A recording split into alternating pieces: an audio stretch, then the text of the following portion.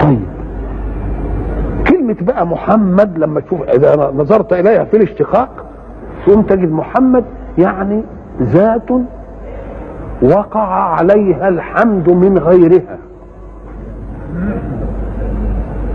أحمد وقع منها الحمد لغيرها.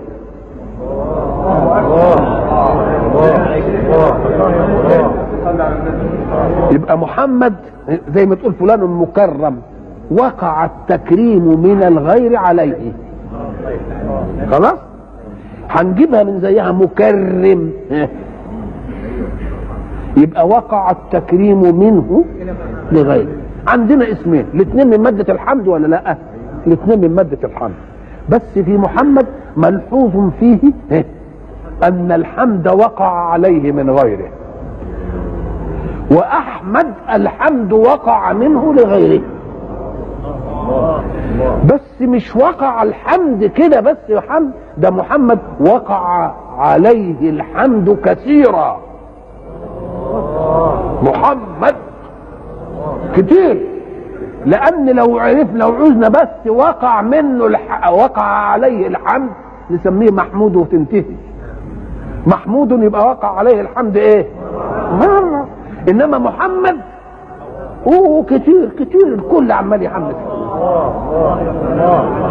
طيب تعالى تاني في احمد وخر. طب احمد دي زي افعل التفضيل، فلان اكرم من فلان، يبقى فلان كريم وفلان ايه؟ يبقى احمد وقع منه الحمد كثيرا. طيب لما يقع منه الحمد نقول حامد، مش كده؟ يبقى ما حامد.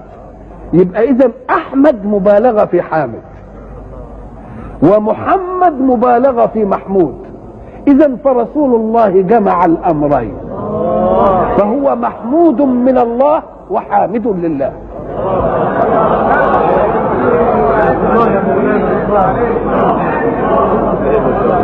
يبقى محمود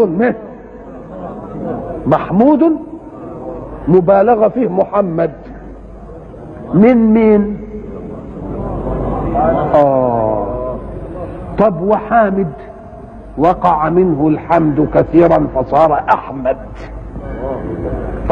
يبقى محمد واحمد الاثنين واخدين ايه؟ قال لك لان رسول الله صلى الله عليه وسلم جمع له الله بين امرين، مقام الاصطفاء ومقام المجاهده. فبالاصطفاء كان محمدا ومحمودا، وبالمجاهده كان حامدا واحمدا. يبقى اذا فيه مقامين اثنين.